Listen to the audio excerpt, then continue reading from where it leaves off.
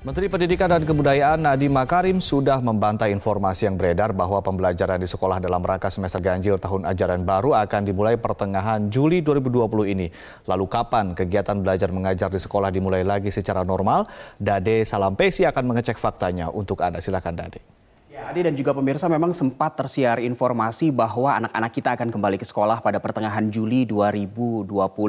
Namun hal itu sudah dibantah oleh pemerintah, bahkan dibantah langsung oleh Menteri Pendidikan dan Kebudayaan Nadiem Makarim pada pekan lalu. Yang artinya anak-anak belum harus kembali ke sekolah pada pertengahan Juli 2020.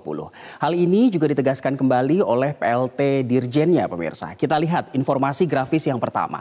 Jadi penegasan klarifikasi ini disampaikan oleh PLT Direktur Jenderal PAUD Pendidikan Dasar dan juga Menengah Kemendikbud pada Kamis 28 Mei 2020 pada pekan lalu. Ada Muhammad Hamid yang menegaskan dua hal di sini. Yang pertama, tanggal 13 Juli adalah tahun pelajaran baru. Ini adalah penegasan dan klarifikasi yang pertama. Karena sebelumnya pemerintah sempat mewacanakan bahwa tahun ajaran baru 2020-2021 akan dimulai pada Januari tahun depan 2021. Dengan konfirmasi ini ditegaskan bahwa 13 Juli adalah tahun pelajaran baru 2020-2021. Dan poin yang kedua, tetapi bukan berarti kegiatan belajar mengajar tatap muka. Ini adalah klarifikasi yang kedua yang mematahkan anggapan bahwa pada 13 Juli anak-anak kita akan kembali ke sekolah. Yang artinya memang pemerintah sudah menyiapkan sejumlah protokol kesehatan untuk anak-anak kita di sekolah.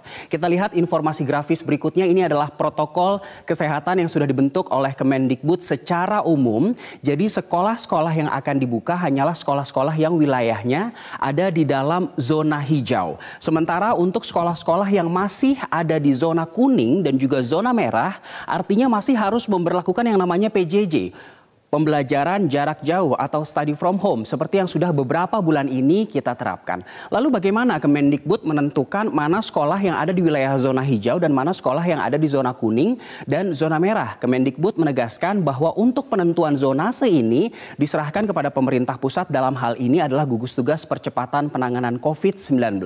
Ini ditegaskan oleh Hamid Muhammad, yaitu PLT Direktur Jenderal PAUD dan Dikdasmen Kemendikbud, dan ditegaskan lagi bahwa memang mulai Juli 2020, artinya atau lebih tepatnya pada 13 Juli, tahun ajaran baru semester ganjil kembali dimulai, walaupun anak-anak tidak harus langsung berada di sekolah. Dan ditegaskan tidak akan ada pengunduran sampai ke Januari 2020. Ini adalah penegasan dan juga sejumlah penjelasan dari pihak pemerintah, tapi ternyata KPAI, Komisi Perlindungan Anak Indonesia, juga punya perspektif tersendiri terkait dengan hal ini. Mereka menyebut pemerintah pusat masih punya sejumlah pekerjaan rumah untuk bisa kembali membuka sekolah-sekolah di Indonesia. Kita lihat apa pekerjaan pemerintah versi KPAI. Yang pertama, pemirsa, fakta yang cukup mencengangkan yang disebutkan oleh KPAI adalah bahwa ternyata dari 34 provinsi yang ada di Indonesia, 80% sekolah tidak siap untuk menerapkan protokol kesehatan, yang artinya hanya ada sekitar kurang lebih 18% sekolah yang siap untuk dibuka kembali dengan menerapkan protokol kesehatan ini. Aspek ini termasuk ke dalam faktor fasilitas kesehatan yang juga belum memadai dan juga belum ada kepastian yang jelas dan pasti apakah disinfektasi proses ini bisa dilakukan secara berkala. Bahkan KPAI juga menilai bahwa belum ada rancangan yang detail dari pemerintah bagaimana format masuk siswa. Apakah semua siswa masuk ke sekolah secara bersamaan atau dibuat sistem shifting atau dalam satu kelas dibagi hanya separuh kapasitas siswa saja yang boleh masuk atau seperti apa. Dan juga yang tidak kalah penting menurut KPAI yang menjadi PR dari pemerintah adalah masih harus membentuk budaya baru siswa kita. Yang harus diwaspadai menurut salah satu komisioner KPAI adalah kantin atau kafetaria. Karena dikhawatirkan di lokasi tersebut akan terjadi kerumunan dari anak-anak kita, sehingga perlu dibuat budaya baru dan ini memerlukan waktu agar anak-anak kita bisa paham tentang protokol kesehatan. Dan pada saat sekitar awal Maret pada saat virus corona ini mulai terkonfirmasi ada di Indonesia, memang sempat beredar berita atau informasi yang menyebutkan bahwa yang rentan terkena COVID-19 ini adalah orang tua. Sementara anak-anak ataupun remaja disebut hanya bersifat membawa virus saja. Tapi belakangan ternyata disebut juga bahwa anak-anak juga rentan terkena COVID-19. Kita lihat datanya pemirsa, karena ternyata anak-anak juga rentan dari COVID-19. Kali ini datanya saya ambil dari Ikatan Dokter Anak Indonesia atau IDAI mereka menggunakan data pada 18 Mei 2020 yang menyebutkan bahwa ada 584 anak Indonesia yang positif COVID-19 dan 14 diantaranya meninggal dunia. Ini untuk anak-anak yang positif. Sementara untuk angka anak-anak yang PDP virus corona ini lebih besar lagi. Angkanya ada 3.000 lebih. Lebih tepatnya 3.324 anak berstatus PDP. Dan angka kematiannya lebih besar lagi mencapai 129 anak meninggal dunia dengan status PDP-nya, pemirsa. Selain itu, Kementerian PPPA juga menyebutkan pada 28 Mei 2020 dari seluruh kasus corona yang ada di Indonesia, 5% diantaranya adalah kasus anak-anak. Sehingga bisa dikatakan di sini anak-anak rentan terkena virus corona. Walaupun demikian memang sejumlah negara sudah membuka kembali sekolah mereka, walaupun akhirnya ditutup kembali karena COVID-19 ini kembali meningkat. Kita lihat negara mana saja yang sudah kembali membuka sekolah mereka di berbagai belahan dunia, mulai dari regional Asia Pasifik, Eropa sampai ke Amerika. Ini beberapa di antaranya.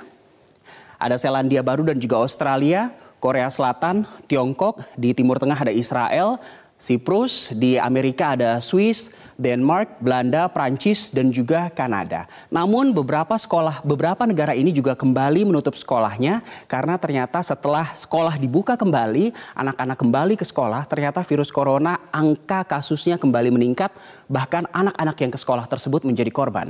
Contohnya adalah Korea Selatan dan juga Prancis. Tapi kita patut mengambil pelajaran dari mereka. Positif dan negatifnya seperti apa protokol kesehatan yang mereka berlakukan di sekolah-sekolah mereka.